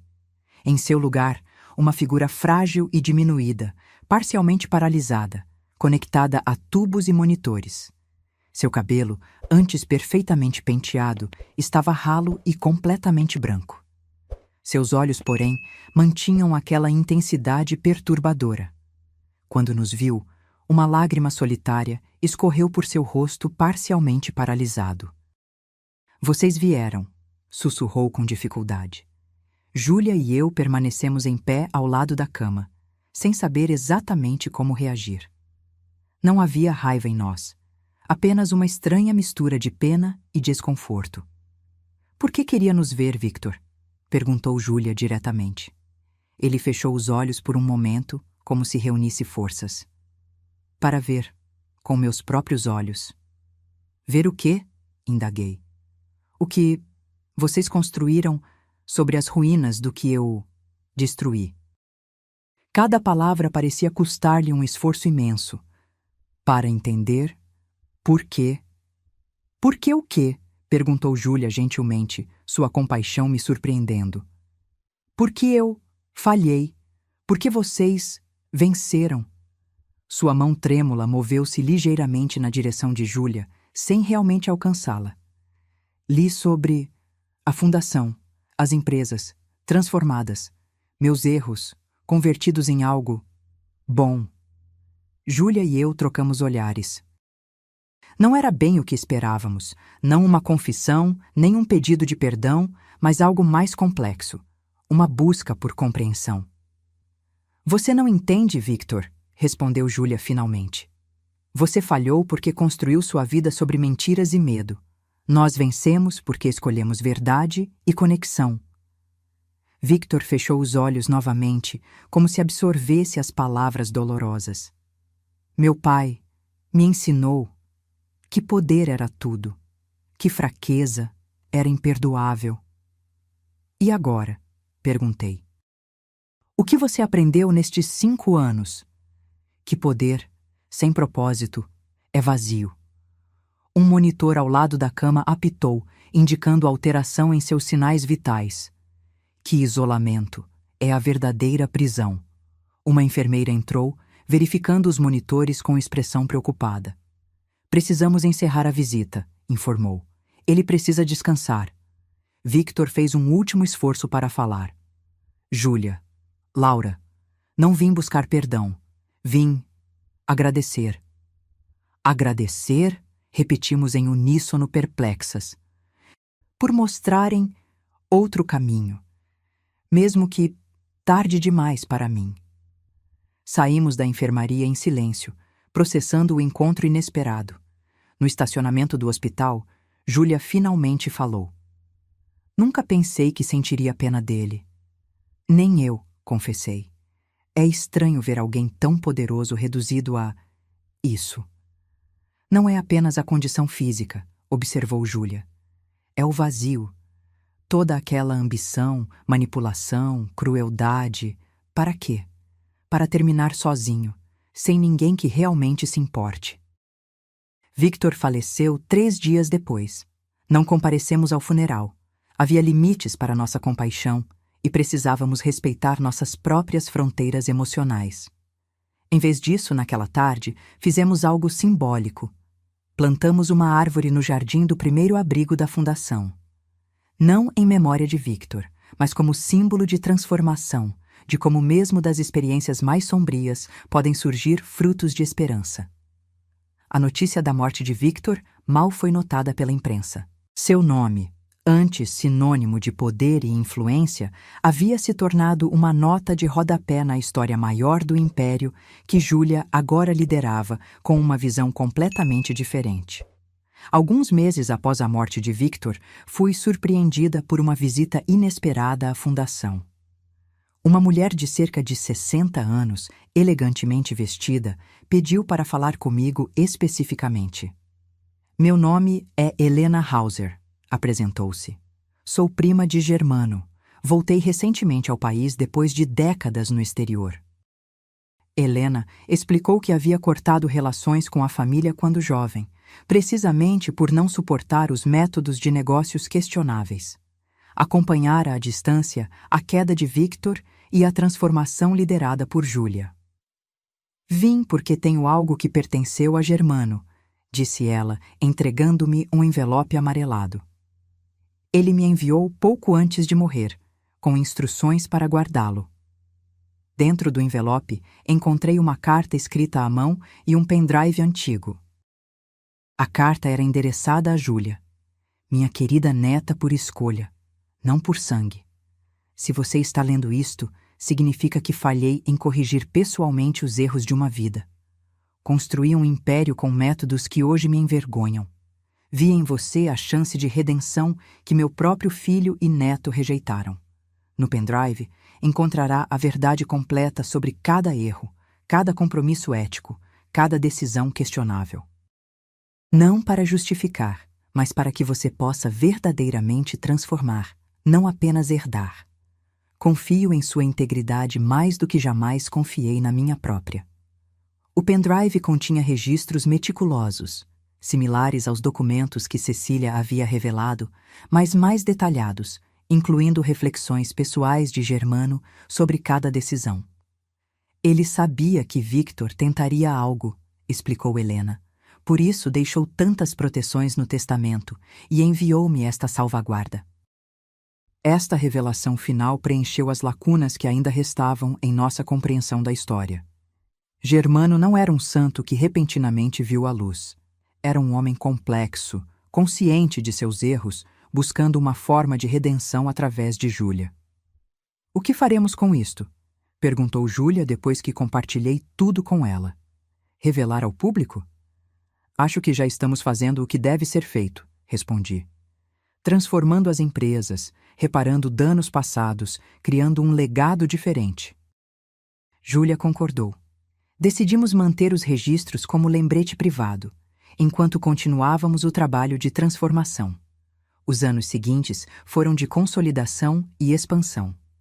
A Fundação Novo Amanhecer tornou-se um modelo estudado internacionalmente. O Grupo Nova Aurora foi premiado como exemplo de transição ética nos negócios.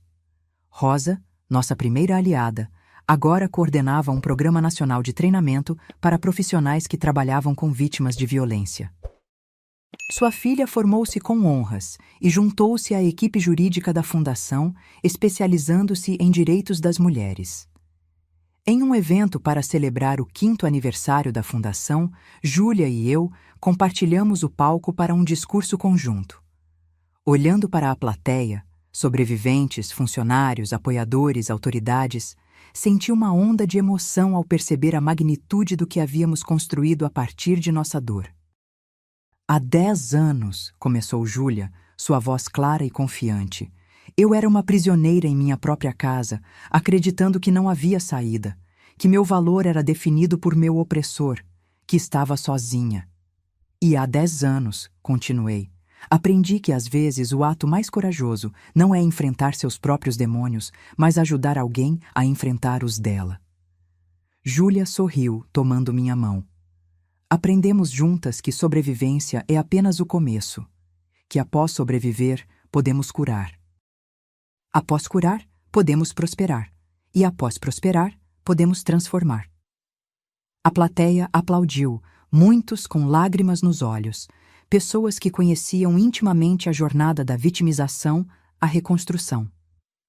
Hoje não celebramos apenas um aniversário, continuou Júlia. Celebramos cada mulher que encontrou coragem para bater em uma porta no meio da noite, pedindo ajuda. E cada pessoa que abriu essa porta, complementei, que acreditou, que apoiou, que ajudou a construir um novo caminho. Após o evento, voltamos ao meu apartamento, o mesmo onde Júlia havia aparecido naquela noite chuvosa 1 década atrás. Apesar de nossas vidas terem mudado dramaticamente, mantínhamos algumas tradições sagradas, como dividir uma garrafa de vinho barato e pizza na minha varanda. Conseguimos, não é? Refletiu Júlia, olhando para as luzes da cidade. Realmente transformamos algo terrível em algo belo. Sim, concordei. Mas o mais importante foi o que descobrimos no processo. Que somos mais fortes do que pensávamos. Isso também, sorri. Mas principalmente que a verdadeira libertação não vem apenas de escapar do abuso, mas de criar algo significativo a partir da experiência. De usar nossa história para ajudar outras pessoas a reescreverem as delas. Júlia ergueu sua taça em um brinde. A nossa história, as nossas escolhas, ao nosso futuro. E a todas as mulheres ainda presas em suas próprias versões daquele pesadelo, acrescentei. Que encontrem sua própria Laura, ou melhor, que encontrem sua própria força interior. A noite estava clara, estrelada. Abaixo, a cidade pulsava com infinitas histórias, algumas de dor, outras de redenção. Em algum lugar, talvez naquele exato momento, outra mulher estava reunindo coragem para buscar ajuda. Outra pessoa estava abrindo uma porta, oferecendo refúgio. E assim, a roda continuava girando, uma história de vez, uma vida de cada vez.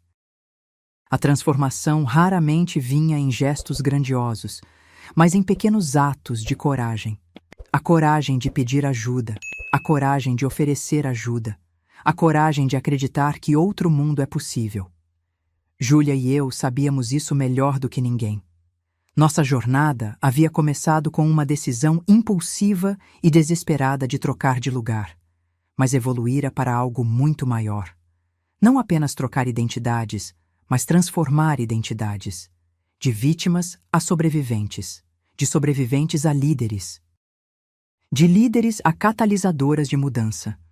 No fim, não era sobre quem éramos antes da tempestade, mas sobre quem escolhemos nos tornar depois dela, uma escolha que fazíamos e refazíamos todos os dias, com cada mulher ajudada, cada vida tocada, cada história reescrita.